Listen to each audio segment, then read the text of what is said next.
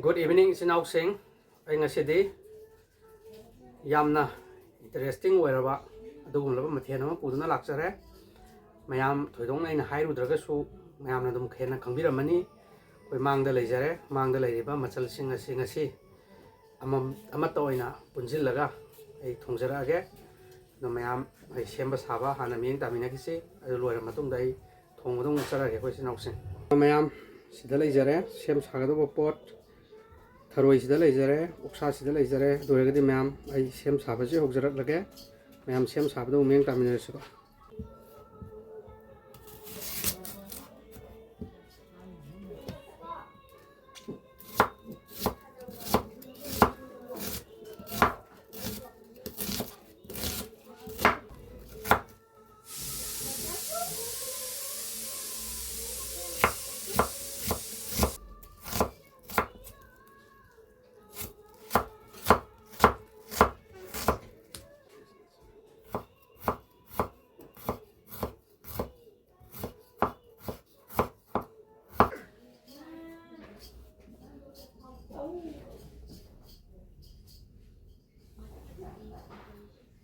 Mayam morok leijare, se morok se soijarage.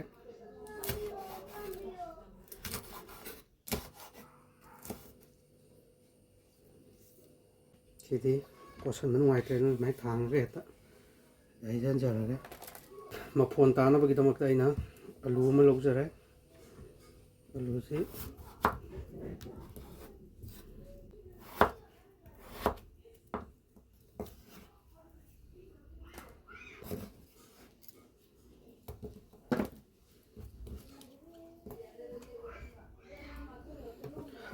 mayam tharoi thongbagi maru oibe machandi sida leijare muktrubi mana masi hojik matam oibena ko mai mapanje phajana satli rekti se panjam phajare na muktrubi mana si jo soijar age ko muktrubi mana je kitang hadi soidabi da horen khara hapsage ko sina soibagi oina hapsarage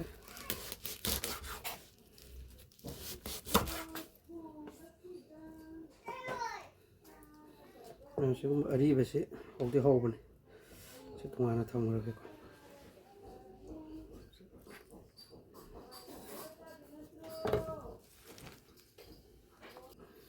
심마 대신 혹시 그냥 호렌 뿜노이나 좀 합설하겠고 스마트가 당근하게 그냥 맛이 더러이 통보다 합나봐 lokleina sadeko si loklei hapasu ya do boina ngasi di loklei hapta bida takhelei maru ni takhelei maru ina hapsarage sigisu ha mani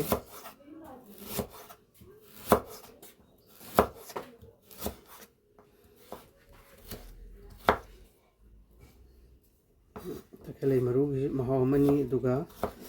gi enugi su maha mani loklei gi su ngasi takhelei maru ina hapsare mayam comment dum haibiramu koi video si yang video or gadi mayam su dum sumaina takhelei maru je hapa yaubirabra yaubidabra haibu haibiramu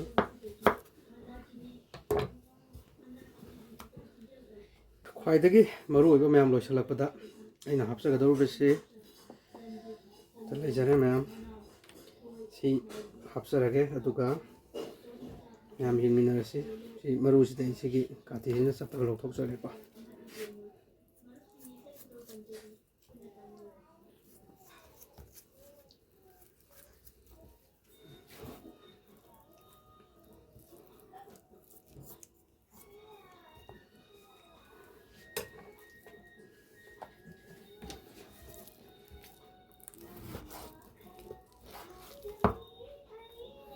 yang PC am saholoroge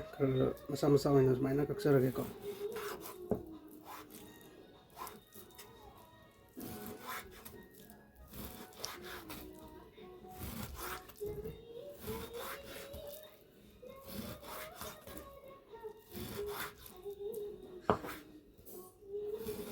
사징 asidi phajare mayam mamangda mayamna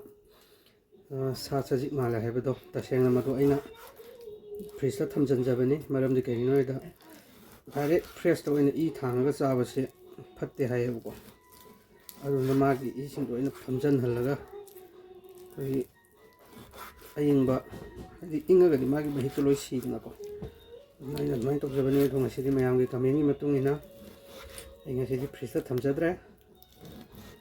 direct ꯑꯗꯨꯝ ꯑꯩ fresh ꯑꯣꯏꯅ ꯇꯧꯖꯔꯛꯑꯦ ꯃꯌꯥꯝ comment ꯑꯗꯨꯝ ꯍꯥꯏꯕꯤꯔꯝꯃꯨꯀꯣ ꯑꯣꯛꯇꯗꯤ ꯏꯆꯤꯜ ꯏꯅꯥꯎꯁꯤꯡ ꯑꯩꯈꯣꯏꯗꯤ ꯇꯁꯦꯡꯅ ꯀꯦꯞꯁꯣꯟ ꯑꯣꯏꯅ ꯆꯥꯅꯤꯡꯉꯤ ꯃꯥꯒꯤ ꯃꯁꯟꯁꯦ ꯀꯌꯥ ꯄꯥꯝꯗꯦ ꯑꯗꯨꯕꯨ ꯀꯅꯥꯒꯨꯝꯕꯗꯤ ꯃꯁꯟꯁꯦ ꯀꯦꯞꯁꯣꯟ ꯁꯨꯛꯄꯥꯝ ꯄꯥꯝꯗꯕ ꯏꯆꯤꯜ ꯏꯅꯥꯎꯁꯤꯡꯁꯨ ꯑꯗꯨꯝ ꯌꯥꯎꯕꯤꯀꯣ ꯂꯧꯁꯤꯟꯖꯔꯒꯦ ꯃꯌꯥꯝ ꯁꯤꯒꯤ ꯃꯔꯨꯁꯦ ꯁꯤꯃꯗꯤ ꯈꯤꯇꯪ ꯆꯥꯎꯔꯞꯅ ꯍꯥꯞꯄꯒꯦ ꯃꯔꯝꯗꯤ ꯀꯩꯒꯤꯅꯣꯗ ꯍꯣꯔꯦꯟ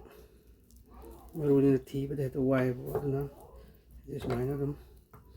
ꯆꯥꯎꯅ ꯑꯗꯨꯝ ꯍꯥꯞꯆꯔꯒꯦ ꯑꯩꯈꯣꯏ ꯏꯆꯤꯜ ꯃꯌꯥꯝ ꯋꯥꯔꯧꯕꯤꯔꯣꯏ ꯏꯆꯤꯜꯁꯤꯡꯁꯦ ꯑꯩꯅ ꯁꯦꯝꯖꯕꯁꯤꯡ ꯑꯗꯨ ꯁꯤꯗ ꯂꯩꯖꯔꯦ ꯑꯗꯨ ꯑꯣꯏꯔꯒꯗꯤ ꯃꯌꯥꯝ ꯊꯣꯡꯕꯔꯣꯝꯗ ꯑꯃꯨꯛ ꯃꯤꯠꯌꯦꯡ ꯇꯥꯃꯤꯟꯅꯔꯁꯤꯀꯣ ꯑꯗꯨꯑꯣꯏꯗꯤ ꯆꯠꯂꯁꯤ ꯊꯣꯡꯕꯀꯣ ꯑꯗꯨꯑꯣꯏꯗꯤ ꯏꯆꯤꯜ ꯏꯅꯥꯎꯁꯤꯡ ꯊꯔꯣꯏꯗꯣ ꯐꯨꯠꯅꯕꯒꯤꯗꯃꯛꯇ ꯏꯁꯤꯡ ꯈꯔ ꯍꯩꯖꯤꯟꯖꯔꯒꯦꯀꯣ ꯊꯔꯣꯏꯒ ꯑꯂꯨꯒ ꯐꯨꯠꯃꯤꯟꯅꯒꯗꯧꯕꯅꯤ ꯑꯂꯨ ꯍꯥꯟꯅ ꯍꯥꯞꯆꯤꯟꯖꯔꯦ ꯅꯪ ꯊꯔꯣꯏ ꯍꯥꯞꯆꯤꯟꯖꯔꯛꯑꯒꯦ ꯃꯌꯥꯝ ꯊꯔꯣꯏ ꯁꯤꯗ ꯍꯩꯖꯤꯟꯖꯔꯦ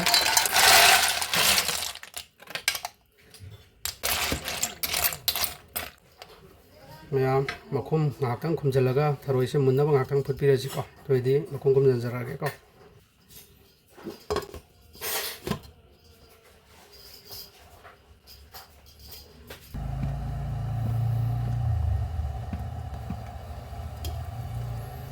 ꯃꯌꯥꯝ ꯁꯧꯕꯗꯤ ꯍꯧꯒꯠꯂꯛꯑꯦꯀꯣ ꯑꯗꯣ ꯃꯨꯟꯗꯤ ꯃꯨꯜꯂꯕꯅꯦ ꯑꯗꯣ ꯑꯩꯅ ꯃꯤꯅꯤꯠ 35ꯃꯨꯛꯀꯤ ꯃꯃꯥꯡꯗ ꯐꯨꯠꯈ꯭ꯔꯕꯅꯤ ꯑꯗꯣ ꯚꯤꯗꯤꯑꯣꯁꯦ ꯑꯩꯅ ꯁꯦꯝꯖꯤꯟꯕꯒꯤ ꯈꯤꯇꯪ ꯀꯩꯅꯣ ꯇꯧꯕꯅꯦꯕꯀꯣ ꯑꯗꯣ ꯉꯥꯏꯍꯥꯛꯇꯪꯒ ꯐꯨꯠꯈꯤꯒꯦ ꯑꯗꯨꯒ ꯂꯣꯏꯁꯤꯜꯂꯁꯤ ꯃꯌꯥꯝ ꯑꯗꯨꯒ ꯊꯔꯣꯏ ꯑꯁꯤ ꯑꯃꯨꯛ ꯍꯥꯏꯐꯦꯠ ꯉꯧꯊꯣꯛꯑ ꯃꯇꯨꯡꯗ ꯑꯗꯒꯤ ꯃꯊꯪ ꯄ꯭ꯔꯣꯁꯦꯁ ꯑꯗꯨ ꯇꯧꯔꯁꯤꯀꯣ ꯏꯆꯤꯜ ꯏꯅꯥꯎꯁꯤꯡ ꯑꯗꯩꯁꯦ ꯉꯥꯏꯍꯥꯛꯇꯪ ꯀꯨꯞꯁꯟꯖꯈꯤꯒꯦ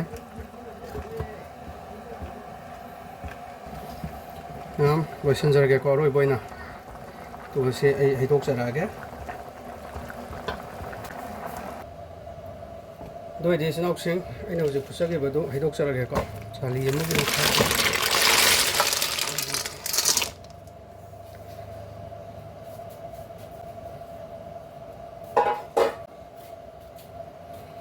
ꯑꯗꯣ ꯁꯤ ꯍꯩꯗꯣꯛꯆꯔꯕꯅꯤꯅ ꯑꯩ ꯑꯂꯨꯁꯦ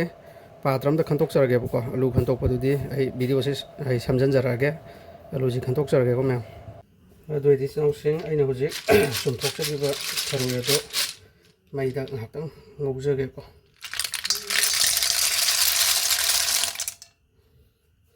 ꯁꯤ ꯍꯣꯔꯦꯟ ꯃꯅꯨꯡꯗ ꯆꯪꯅꯕ ꯊꯨꯝ ꯈꯤꯇꯪ ꯆꯥꯏꯁꯤꯟꯖꯒꯦ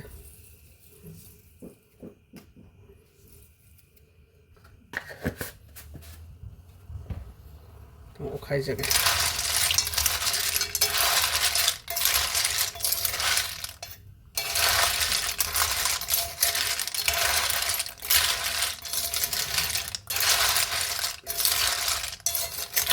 ꯊꯔꯣꯏꯁꯤꯗꯤ ꯃꯌꯥꯝ ꯂꯧꯕꯨꯛꯀꯤ ꯊꯔꯣꯏꯅꯤꯅ ꯑꯗꯨꯗ ꯍꯥꯎꯅꯤ ꯐꯥꯝꯒꯤ ꯊꯔꯣꯏ ꯅꯠꯇꯦꯕꯀꯣ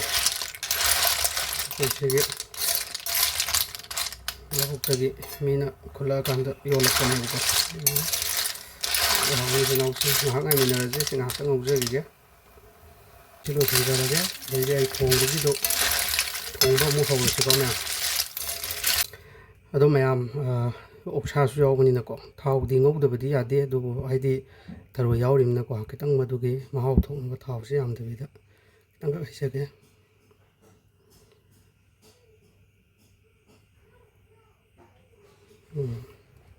ꯁꯤꯒ ꯍꯩꯔꯗꯤ ꯌꯥꯔꯦ ꯃꯊꯪ ꯃꯔꯣꯏ ꯇꯤꯜꯍꯧ ꯑꯩ ꯉꯧꯖꯔꯛꯑꯒꯦꯀꯣ ꯑꯩ ꯃꯊꯪ ꯉꯧꯕ ꯍꯧꯖꯔꯛꯑꯒꯦ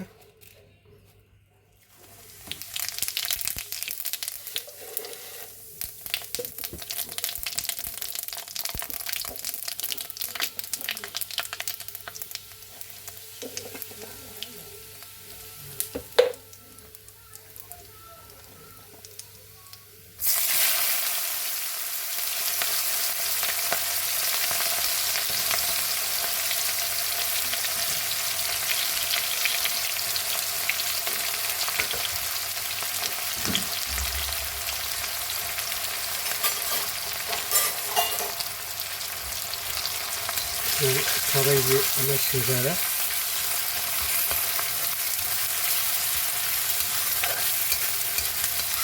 मुन्नबा संजोबो बेबायदि मथां मथां हाबसर'आरो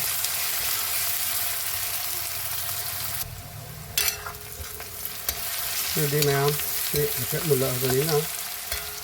सा हाबथ'जर'गेको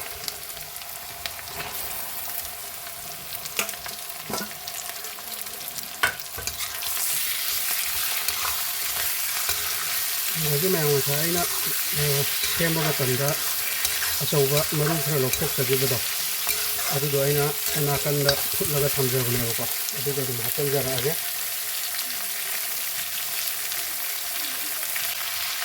ꯍꯥꯞꯆꯤꯟꯖꯔꯒ ꯍꯣꯔꯦꯟꯁꯨ ꯊꯥꯛꯀꯗꯣꯏꯅꯤ ꯁꯣꯏꯕꯨꯝ ꯍꯥꯞꯆꯤꯟꯖꯔꯒꯦ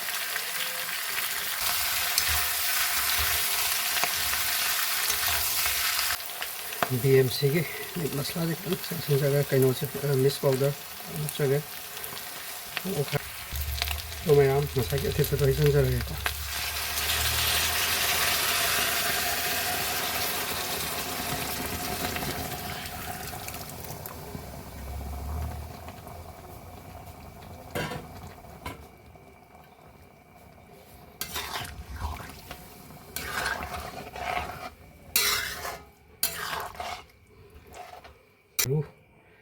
ꯈꯔ ꯍꯥꯞꯆꯤꯟꯖꯔꯒꯦ ꯍꯥꯞꯆꯈꯤꯕ ꯃꯣꯔꯣꯛ ꯆꯥꯏꯁꯤꯟꯖꯔꯒꯦ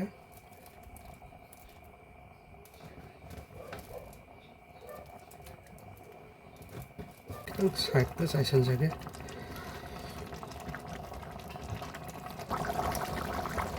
ओरिजिनल थरोइजे हाबसनजरगेको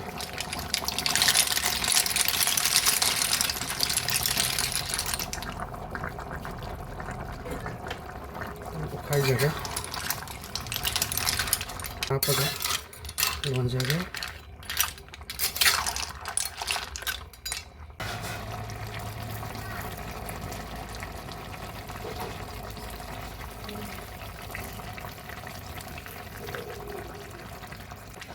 मैम ngसाइगे हापदों अरौबसिंखौ हाबसनजरगे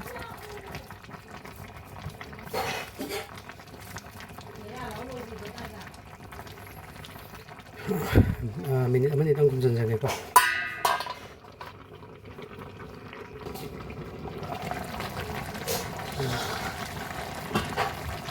थुमजरोइबगे ओइनो खितंग चाइजगे अदुगो खाइजरगेको अदुगो लोइसननोसै